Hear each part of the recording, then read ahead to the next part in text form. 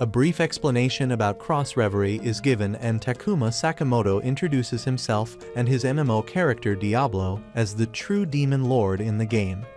Without warning, he's summoned to an alternate world as his MMO character, and his summoners then each kiss him on his left and right cheek. Astonished by his predicament, Diablo's summoners an elf and a Pantherian debate who summoned him. Both believe they were the ones as they followed the summoning ritual procedures including the kiss. Upon learning this, Diablo is left awe-stricken that he was kissed and regrets not enjoying it further. As the two summoners continue to debate whether who summoned Diablo and unintentionally reveal to the curious Diablo that he's at the top of a large stone tower known as the Starfall Tower. Approaching the bickering ladies, Diablo realizes that for the longest time he's never really talked with anyone all of his life, which leaves him in quite a predicament. Therefore, Diablo decides to act in his MMO character persona, and then addresses the two in a haughty manner, ordering the two to shake hands with a smile. Initially hesitant to do so, an overwhelming power forces the two to obey Diablo's command. After this is done, slave collars appear on both of the summoners' necks, which astounds all three of them. At the bottom of the tower, the trio walk and talk about the failed ritual. In it, Diablo realizes that his Demon Lord ring reflected the enslavement spell onto his would-be enslavers. Detailing to his summoners that magic has no effect on him, the group head to the nearby town to dispel the enslavement spell on them. The elf realizing that she and her companion haven't introduced themselves to Diablo, she introduces herself as Shira El Greenwood, an aspiring adventurer. Her companion, the Pantherian, introduces herself as Rem Galu, and she seeks to improve her skills as an adventurer. Being labeled as a rare summon creature, Diablo denotes that statement, and not wanting to reveal himself as a shut-in, he proclaims that he's a demon lord. Hearing this impresses Shira that she managed to summon a demon lord, which annoys Rem, sparking another argument between the two. This is stopped by Diablo, who snaps at the two, and they then continue forth to the city. Reaching their destination of Faltra City, they check in at the Peace of Mind Inn, where they're greeted by the bubbly innkeeper May. Nauseous over being in what he considers a large crowd, Diablo is further shocked that Shira wants to register a room that's shared with Diablo. The reason behind this is due to the lack of funding they have, and Rem chimes in insisting that Diablo stay in her room as she was the one who summoned him. An argument sparks between the two, and they're stopped by May, who threatens to throw them out. It's then revealed that the three of them will share a room with a single bed. Contemplating his predicament over the use of a single bed, a woman acquainted with Rem named Celestine Baudelaire and her two followers enter the room. Diablo recalls the name, and Shira states that Celestine is the head of the Mages Association. Remembering Celestines, or Seals as she wishes to be called, is a prominent figure in the cross-reverie game, as the one who maintains the barrier in the city. Seal's initial motive was to talk with Rem. However, seeing the slave collars on Rem and Shira's necks along with Diablo being there, she states her curiosity about their situation. That night at the inn's cafeteria, Seals is brought up to date with everything involving the failed enslavement ritual. She's also informed that Diablo is unable to dispel the enslavement cast on them. After Seals realizes she'll have to research from scratch about a way to dispel the slave collars around Shira and Rem's neck, Diablo asks in an authoritarian manner about her business with them, which causes a rebuke from one of her followers named Galuk. Although internally Diablo is frightened by Galuk, he gives a menacing retort that irks him and is also reproved by his superior Seals. The subject then changes to a brief conversation between Seals and Rem, who declines having more bodyguards be assigned to her despite Seals' well-meant intentions. With that settled with, Seals party leave for the night, and Diablo asks Rem about her relationship with Seals. Rem refuses to speak about it, and Diablo has an epiphany that Rem's secret is related to an important main story event that's best to learn about it beforehand to avoid a preventable disaster in the future. Grabbing Rem and placing her on his shoulder, Diablo takes her back to their room to torture her. Back in their room, Diablo tortures Rem in a light and innocent manner until she finally confesses her secret to him. Rem reveals that she has the Demon Lord Krebscombe sealed within her body, and Diablo recalls the Demon Lord as the strongest boss in the game, stating that she wishes to release and extinguish Krebscombe's soul from her body. Diablo then details doing that would kill Rem in the process. Furthermore, he deduces that Rem's relationship with Seals is because of this goal of hers, and that Seals is the only one privy to Rem's predicament. The sealing of the Demon Lord is also hereditary, as Rem's mother had Krebscombe sealed in her body before she died. Fully aware of Rem's predicament, Diablo vows to help Rem, which gets her emotional as Diablo won't leave her because of her condition. Afterward, Diablo goes on an excursion around the town while reflecting on how he's done everything all by his lonesome due to his nature. Eventually, he's approached by Galloc and his colleagues from the Mages Association. This leads into an altercation between Diablo and Galloc, who summons a level 30 salamander. While Galloc boasts and threatens Diablo about his summon, Diablo notes that while impressive, its level is way too weak. The salamander then belches a blaze of fire at Diablo, who walks out of it unscathed. Panic-stricken, Galloc orders his summon to incinerate Diablo, and the salamander fires a massive flamethrower-like attack from its mouth. However, the attack still has no effect on the level 150 Diablo. Equipping his wand, Diablo then casts Explosion that eviscerates the salamander. Approaching the confuddled Galloc, who demands to know who Diablo is, Diablo answers that he's a Diablo, a demon lord from another world. Awakening in the peace of mind Diablo realizes that his experiences from the previous day weren't a dream. Diablo then puts himself into an awkward situation in bed with the two ladies. Later that day, while walking in the streets, Diablo notes the various races that appear in the world. It's detailed by Diablo that where they're walking there are no humans around, to which Rem answers the district they're walking in is for demi-humans only. Internally, Diablo notes the race disparity between humans and demi-humans, and then asks if levels are the main concept of strength in the world. Shira confirms it, but has yet to learn her level, and Rem claims that she's a level 40 summoner. The place where they're heading to currently, the Adventurers Guild, should be able to discern Shira's level once she registers there.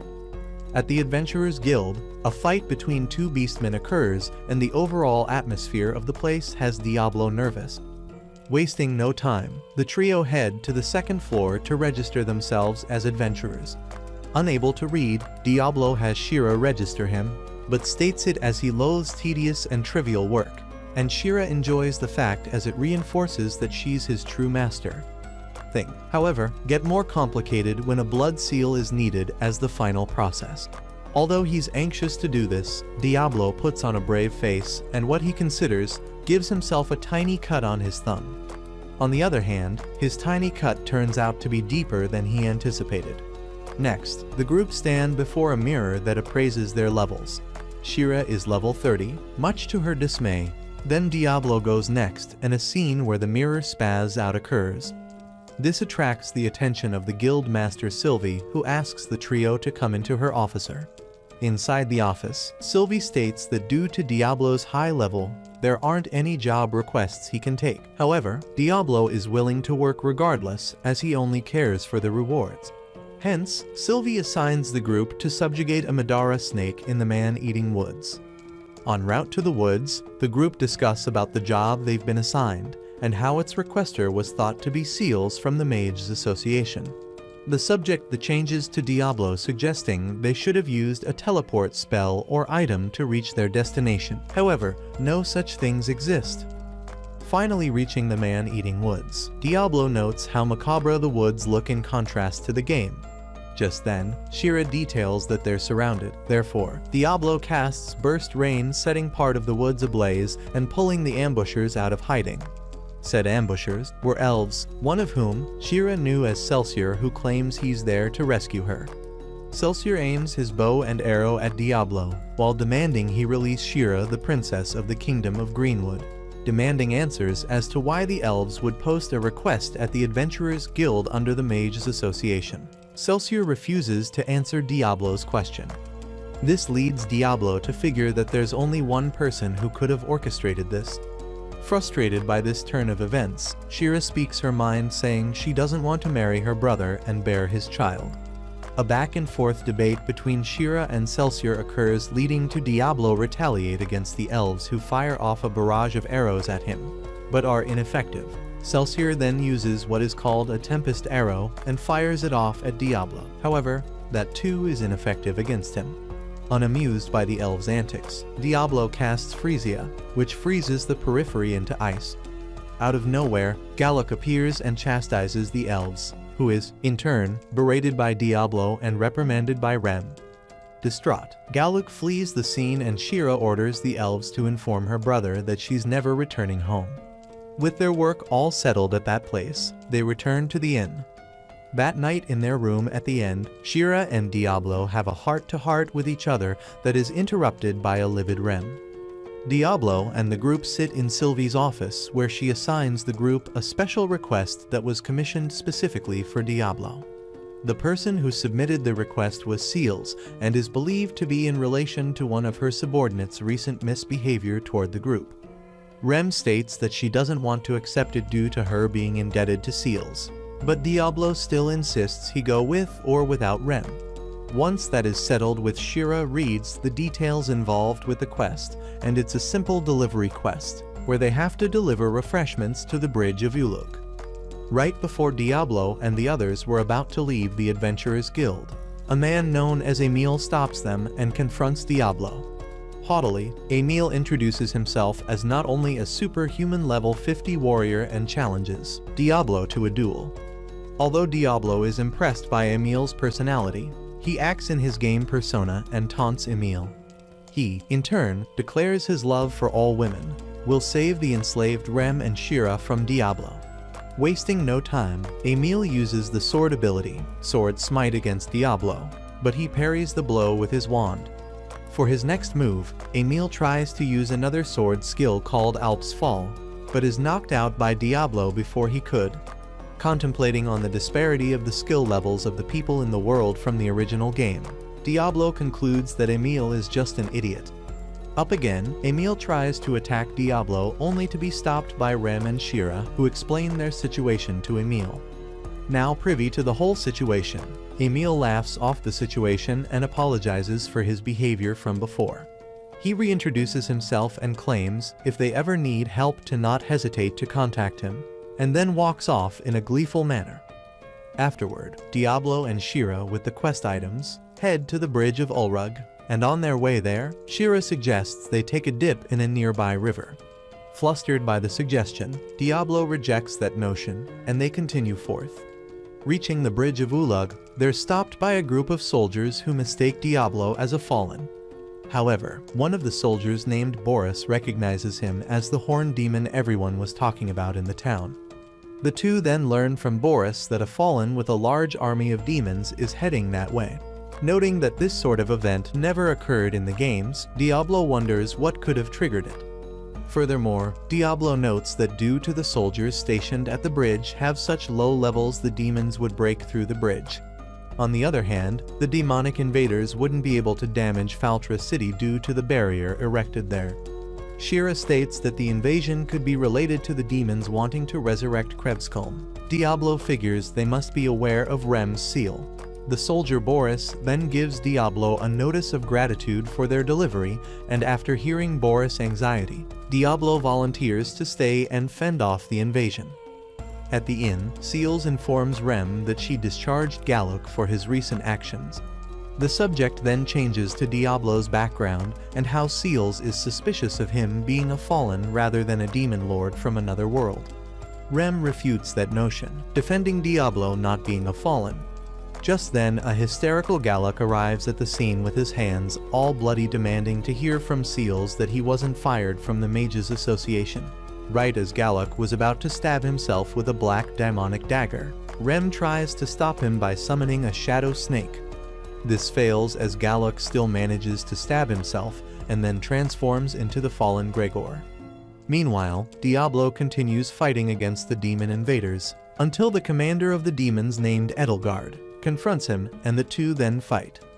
Refugees head into Faltra City believing they'll be safe from the incoming demon invaders because of Seal's barrier that she erected over the city. Unbeknownst to them, she was in a pickle because of her former subordinate Gallic turned into a fallen by the name of Gregor. Rem and Seals escape from the Peace of Mind Inn, and once they reach a dead end, Gregor confronts the two and Rem summons a Sulau. However, the summon is easily beaten with a single punch. From the sky, Emil lands nearby Rem and Seals, while a large group of adventurers arrive at the scene to help them. Emil then fights against Gregor, but despite being overpowered by his opponent, he stubbornly fights on, following his creed as a defender of all women.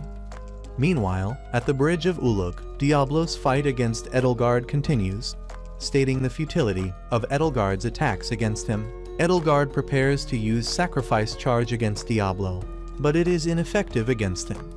Astonished that her special attack had no effect on him, Edelgard is taunted by Diablo, who notes that her attack was the first time he was ever damaged since entering that world. Just then Boris notifies Diablo that Faltra City has been invaded by a fallen and attacking Seals and Rem. Realizing the dire situation, Diablo then begins to cast a grand magic spell and warns Edelgard to withdraw or he'll cast it.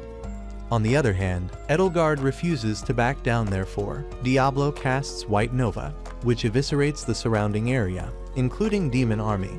Although heavily wounded, Edelgard manages to survive the spell, and wasting no time, Diablo uses the magic spell called Return, and he along with Shira teleport back to the town. By that time, Gregor has already defeated the adventurers that surrounded him, and a heavy wounded Emil refuses to concede defeat. Just then, Diablo arrives and casts a wind spell on Gregor, sending him backward. Before starting his battle against Gregor, Diablo thanks Emil for his efforts, and reassures him that he'll take it from there. He then gives Seals a healing power to treat Emil's wounds, and then confronts Gregor. Starting the fight off, Gregor casts Dark Bullet, but the spell is instantly reflected back at Gregor by Diablo's ring. Diablo then uses his own Dark Bullet spell that breaks off most of Gregor's protective skin. In retaliation, Gregor uses Dark Press. However, that move is reflected back onto Gregor, and Diablo then casts multiple Dark Press of his own.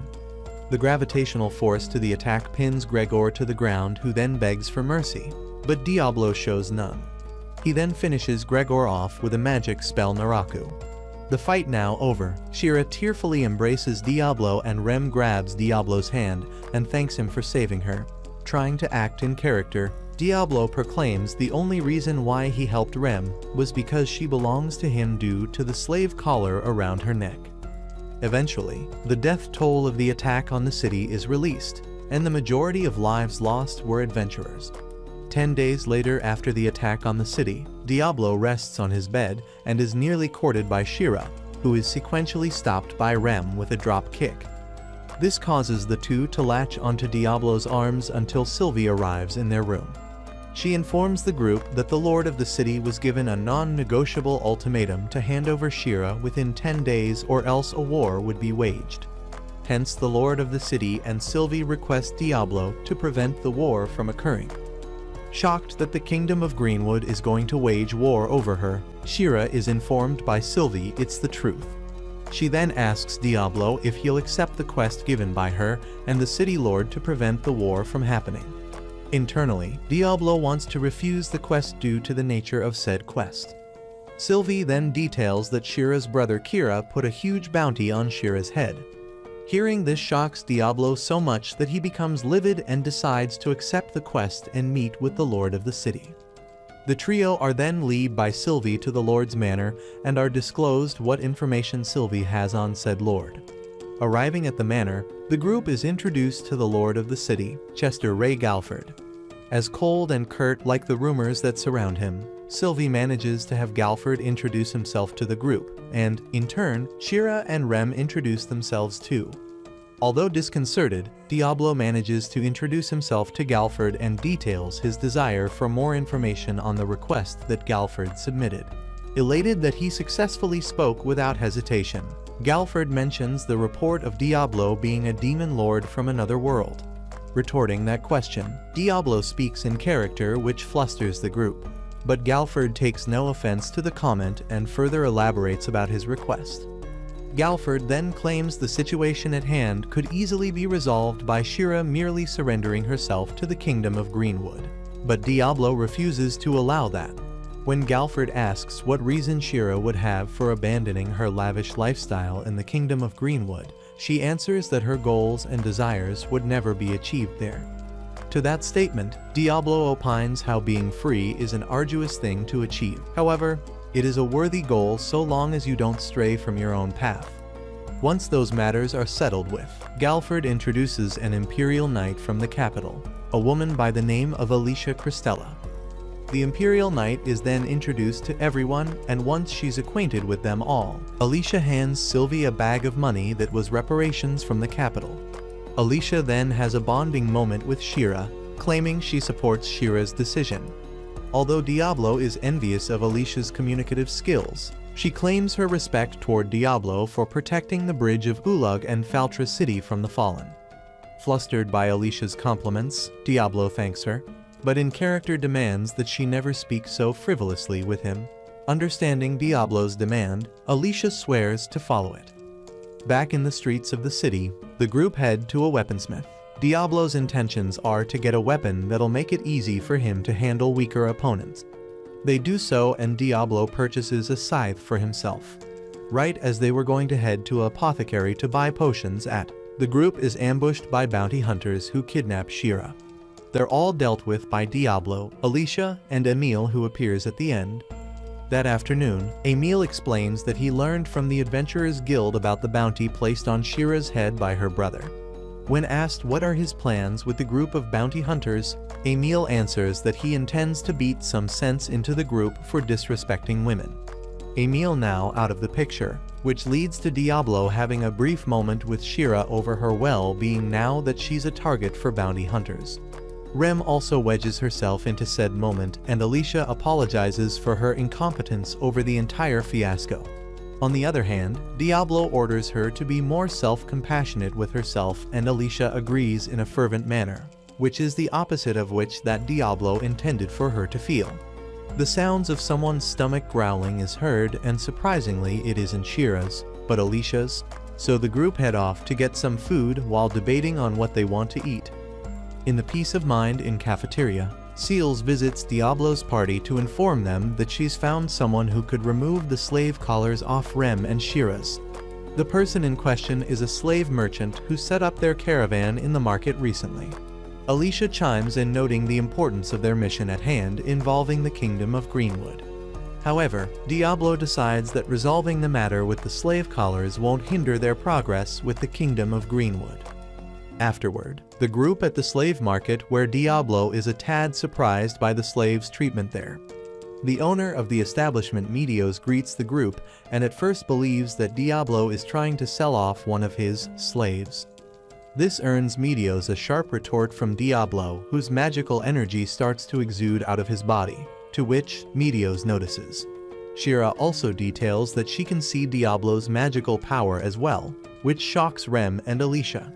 Eventually, Medios reads the letter written by Seals about Rem and Shira's situation and agrees to help them. Medios also notices the magical flow coming from Rem and inquires if she got pregnant from a demon. A scene between Rem and Shira occurs, and Medios then details that the energy could be from a fallen. Diablo cuts in and demands that they learn how to remove the slave collars from Shira and Rem's necks. Not feeling well, Rem decides to wait outside and is joined by Alicia, and they have a heart-to-heart with each other. Back inside the caravan, Diablo learns how to remove the slave collar through magical flow and physical contact. Astoundingly, Diablo makes incredible progress so briskly. That night it's learned that Diablo quit just as they were about to finish the ritual. The reason behind this is due to how intricate and potent the magical behind the slave collar is. Immediately as Alicia was going to retire to her personal room at the inn, the sound of a flute could be heard, and from outside their room stands a young-looking male elf. Said elf was Shira's older brother Kira, who cordially introduces himself to the group. Furious at the man, Diablo confronts Kira, noting how he put a bounty on Shira's head, and he confirms it. Kira then states that he was informed of a group of bounty hunters' failure to capture his sister. Apprehensive with Kira, Diablo openly states he has no intention of handing over Shira to him, but Kira merely states that he's glad to see his sister in good health. Furthermore, he relays the blame for the bounty being placed and the threats of war on his father. Shira doesn't buy her brother's act, and although Kira acts in an apologetic manner, Rem doesn't buy it either, stating she's inclined to follow Shira's opinion of him. Not wanting to start a scene, Kira leaves, but details he'll return the following day and asks what if Shira decides to return home on her own free will. Thinking nothing of it, Diablo answers that there's no way she would ever think that. Later, Rem and Shira talk with one another, and it escalates rather quickly into a playful scuffle between the two. At the Kingdom of Greenwood, Kira stands on top of a tall tree while playing his flute. When finished, he proclaims that Shira will be his again, and she'll bear his child. Diablo has a dream of his childhood, where two kids he thought were his friends were just using him for stronger equipment in a game. Awakening from the dream, Diablo finds himself in a predicament in bed. Afterward, Rem leaves with Alicia to respectively report to Seals and Galford about their encounter with Kira. Alone with Shira, Diablo starts create potions in preparation of the trials ahead of them. Astonishingly, Diablo is able to create potion merely by focusing on the task. During a heart-to-heart between Diablo and Shira, the sound of a flute being played could be heard. In a trance-like state, Shira details that she wants to return to her home of the Kingdom of Greenwood and then leaves on a wagon that Kira just so happened to be riding on. Left disconcerted, Rem and Alicia return to Diablo, who informs the two that Shira has returned to the Kingdom of Greenwood. Wanting to know why, Diablo doesn't answer Rem's question and instead heads back into the inn and lays on his bed depressed over what happened. Later that day, Rem joins Diablo in his room and tries to console him by talking about Shira. Asking if Shira could have been hypnotized by Kira, Diablo confirms it, mentioning that when Kira arrived the sounds of his flute could be heard. Ruminating on his past naive mistakes in regards to what he considered people to be his friends were merely taking advantage of him. Adamant that she wants to get Shira back, Rem asks what Diablo's intentions are, and after reflecting on it, he decides to get Shira back too. Alicia also volunteers to join them as well. Now with a full party, the group sets off to confront Kira. Meanwhile, in a tent in the Kingdom of Greenwood, Shira, now captured and chained to the wall, is told by her brother that it's futile to try and escape. This is due to the powers of the elven flute. Kira then interrogates Shira, demanding to know what orders Diablo asked of her. Answering truthfully, Shira informs her brother how the only order she was ever given was to shake Rem's hand with a smile. Hearing this infuriates Kira, as he doesn't believe such a simple order was given. Nonetheless, Kira is confident that he has Shira in his submission. But just then a giant explosion occurs from outside. Upset by this disturbance, Kira sets loose a fabric-eating slime, and said monster starts to entangle Shira and devour her clothing. Crying for help, Diablo, accompanied by Rem and Alicia, arrive to rescue the captured Shira. Seeing Shira's predicament, Diablo voices his regret in not dealing with Kira before, even if it meant burning everything around him into cinders. He then uses his scythe to free Shira from her constraints, killing the slime in the process. Furious that his guards failed to do their job, Diablo points out that Kira failed to hear the noise from outside earlier. Checking outside, Kira is astonished that not only his guards were defeated, but the surrounding area they were stationed in was set ablaze. Kira demands to know if Diablo wants to start a war with the elves. However, Diablo's motives were to confirm if Shira truly wanted to return home under her own volition. When asked for proof, Kira asks Shira if she wants to return home or not.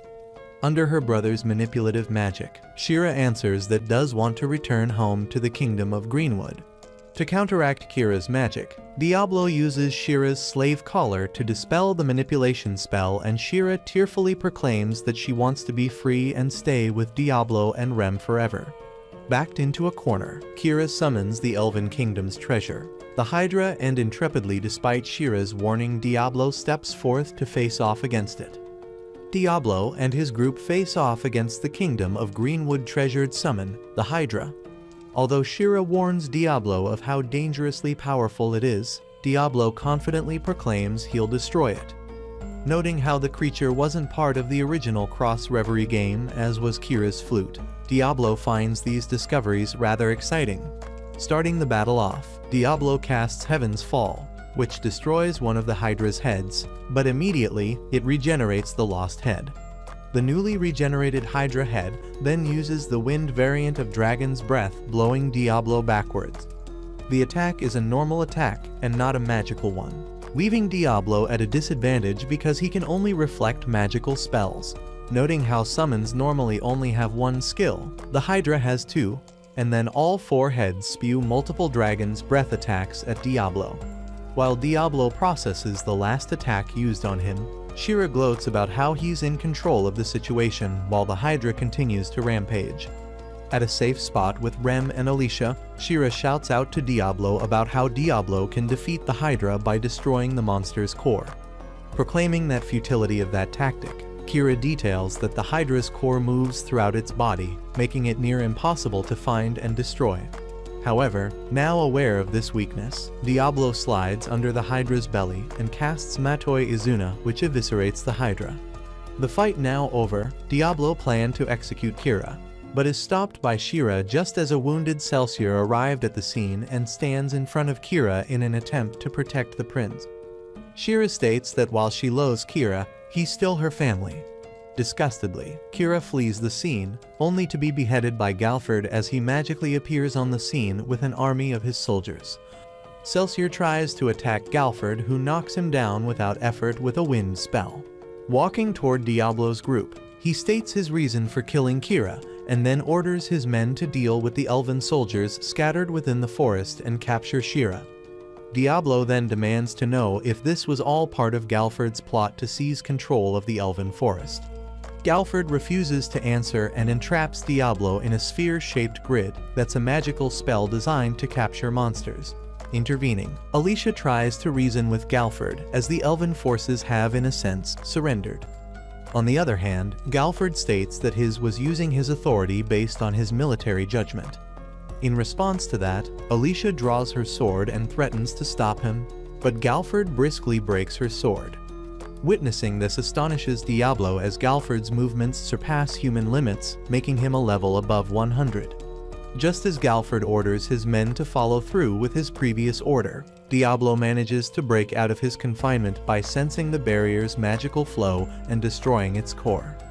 After a brief talk, Galford and Diablo face off against each other. Immediately, Galford holds a firm advantage over Diablo by maintaining a close distance between his opponent and uses it to unleash a flurry of sword attacks onto the vulnerable Diablo. To counterattack the invasive Galford, Diablo casts Supermind that forces Galford to move to a more fair distance. Taking advantage of his tactic, Diablo casts multiple Supermind attacks and lays them across the ground.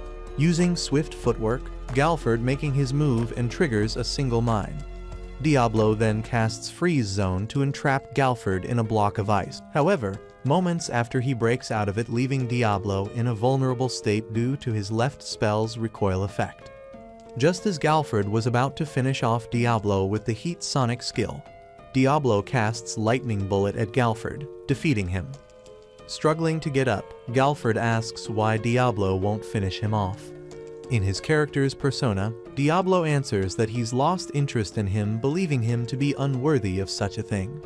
Galford then proclaims he'll report him to the Majesty about Diablo. However, Alicia steps in and retorts that she'll submit a counter-report about Galford's actions. Furthermore, Diablo promises if Galford ever wants to fight him again, he'll do so whenever he so pleases. With that, Galford withdraws his soldiers and Rem approaches Diablo asking him for any spare potions he has on him. The potions in question were not for her, but for the wounded elven soldiers. After this, Diablo consoles an emotional Shira over the loss of her brother Kira. Time passes by and back in Faltra City's peace of mind Diablo recounts all that has occurred after. He laments over not only how being drained of his MP affects his mental state, but how the quest assigned to him would never be settled due to the circumstances behind it involving Galford. Sylvie then arrives in Diablo's room with an alcoholic MP potion alternative, and the two start to drink it. Immediately after drinking it, Diablo becomes intoxicated and mistakes Sylvie for a body pillow, leading him to throwing her onto the bed. Afterwards, Sylvie asks him to take responsibility for what happened, only to find him asleep still embracing her body, causing her to get agitated. A silhouetted woman slays a group of adventurers, stating her distaste for mortal races, while another man slays people of an unknown village for worshipping the Demon Lord. Alicia returns to the kingdom of Lyferia Castle, where she runs into Paladin Sadler. The two briefly talk with one another, and just as Alicia tries to excuse herself, Sadler details that if she's returning to Faltra City, he's heading there as well. His motives being that the head priest Lumashina revealed a prophecy concerning the Demon Lord's revival in the Western City. Meanwhile, in the outskirts of the aforementioned city, Diablo and Rem oversee Shira summoning a turkey shot. Rem explains the summon's special ability called Synchro Sight, which allows its caster to see everything it sees. Although a weak monster, Shira still decides to still make a pact with it, and pulls out a magical stone to forge the pact in the enslavement ritual. A magical stone is also given to Diablo by Rem, and then Shira uses her magical stone to forge a pact with her newly summoned turkey shot. Stating how practical Shira's new summon could be for her, Diablo helps Shira break in her new summon by using its Synchro Sight skill and firing an arrow at a coin that Diablo tossed. After this, Shira claims that Rem has a funky smell, which leads to her suggesting they all take a bath together. At a local river stream, Shira and Rem bath together, while a flustered Diablo refuses to watch them do him, not being able to handle seeing them bath.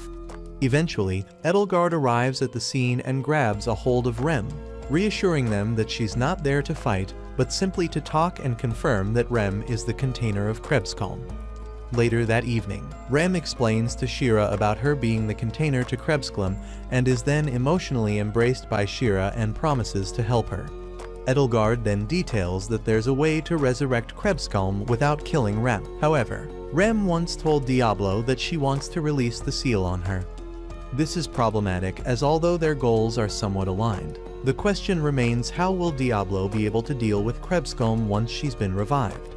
Speaking for Rem, Diablo agrees to help Edelgard with the ritual, and although this leads to a minor confrontation, Edelgard states that 3 days from then, she'll meet them on the night of full moon at the top of the Starfall Tower.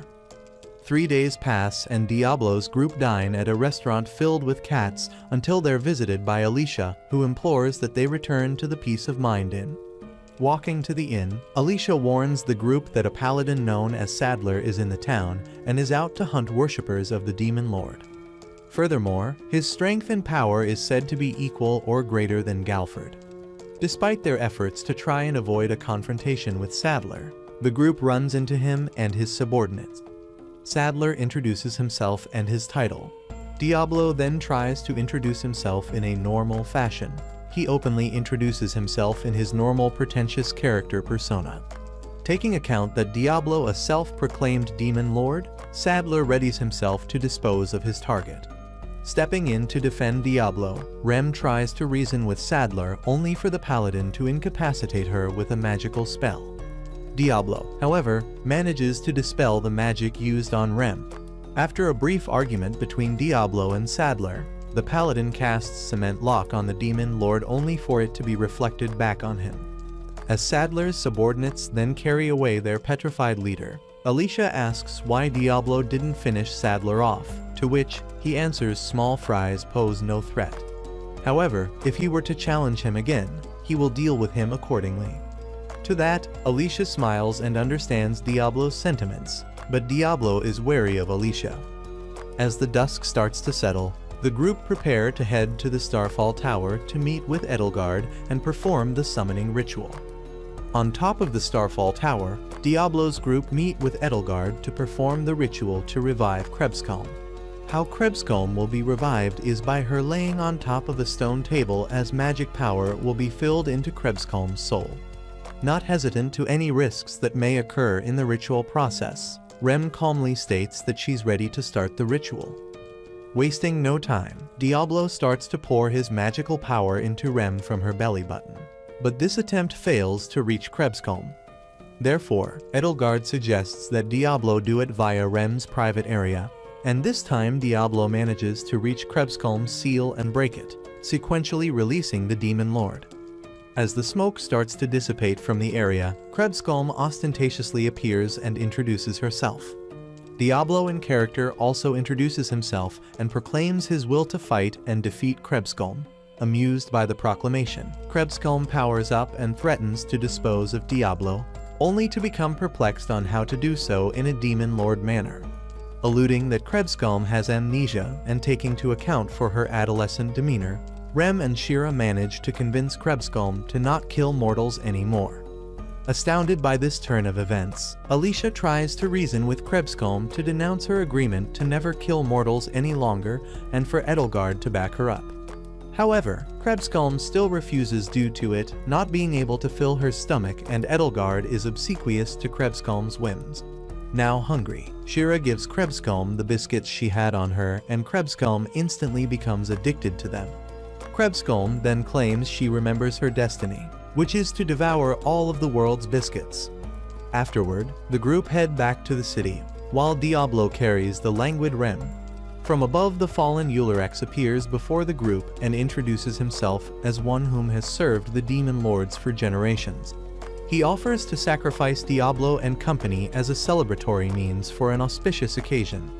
However, Krebscomb refuses Eulerex in doing that, as she wouldn't be able to eat any biscuits because of it. Perplexed and upset that the newly revived Demon Lord refuses to follow through her mission to dispose of all mortals, Eulerex tries to attack what he calls the incomplete Krebscomb. However, Edelgard stops him, leading into a scuffle between the two, and Diablo intervenes to rescue Edelgard before she's killed. Diablo then faces off against Eulerex, casting spells like Flare Burst and Supermine against Eulerex, but both attacks do not damage the fallen. Eulerex then casts Quartz Lance, but Diablo reflects the spell back onto Eulerex.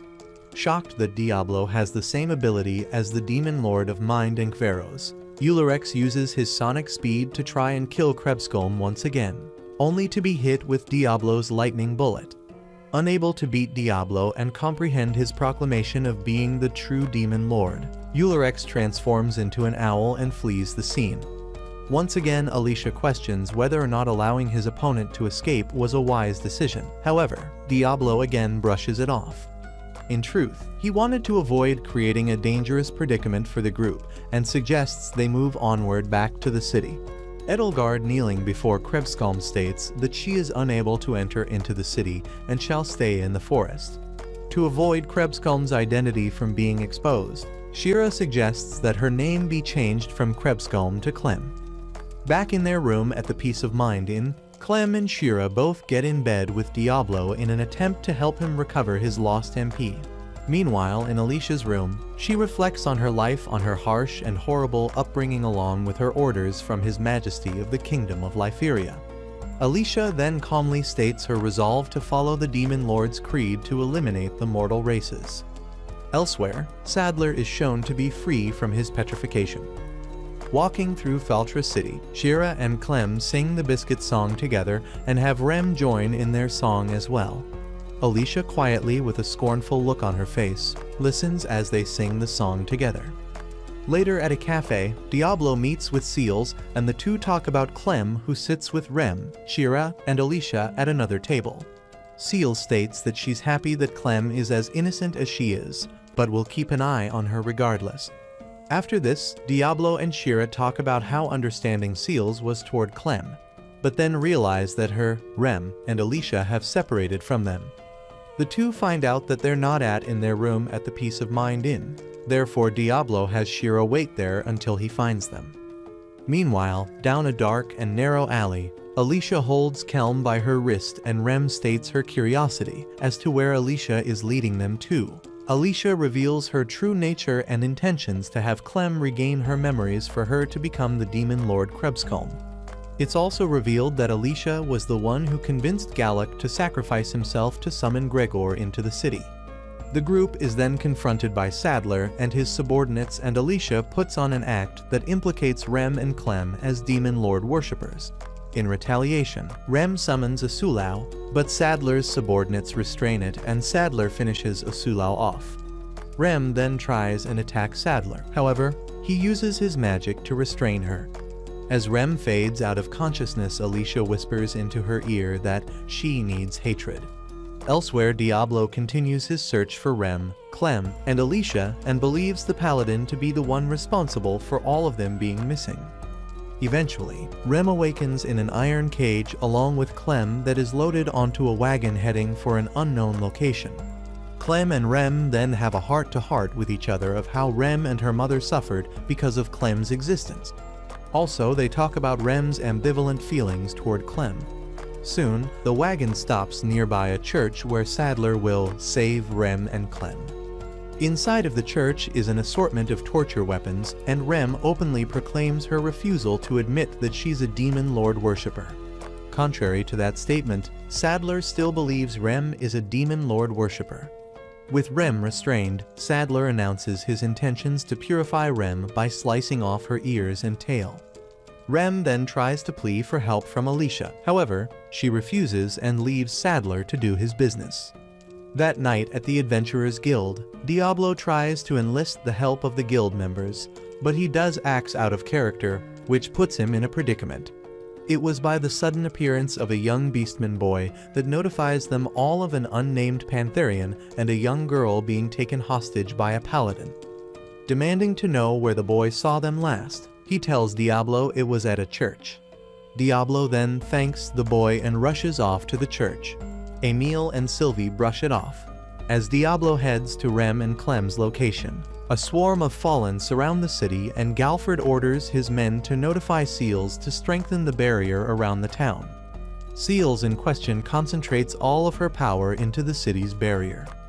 Back at the church, Sadler readies himself to purify Rem, but is attacked by Clem, whose identity as a fallen is revealed. Drawing his swords at Clem, he tries to attack her, but Rem protects Clem by embracing her and taking the sword blow onto her back. Just as Clem promises to deal with Sadler and his subordinates, Sadler stabs several swords into Rem's back. This causes Clem to expel a surge of energy from her body, and Rem then realizes what Alicia meant when she told her that she needs hatred. Now that Clem was fully awakened as Krebskolm, Sadler tries to kill her, but fails as his eyes gets mutilated by Clem herself, and she disintegrates Sadler with her flames, killing him and ending his sadistic plans, which the attack also kills his followers and destroys the church they were in, and the excess energy tries to penetrate the barrier. Diablo finally arrives at the scene, and is then joined by Shira, who managed to locate Rem's whereabouts with the help of her turkey shot. Believing that Rem is in trouble, Diablo hands Shira some healing potions to Shira for her to use on Rem as he goes to face off against Krebskolm. Outside of Feltra City, Edelgard and Eulerex, along with a massive army of fallen, relish the fact that Krebskolm has finally fully resurrected. The two are soon joined by Alicia, who is revealed to be the mastermind behind the entire plot to fully resurrect Krebskolm.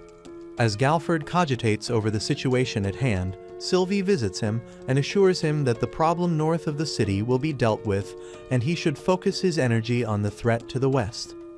As Diablo faces off against Krebskolm, and Shira uses the healing potions given to her by Diablo to treat Rem's injuries.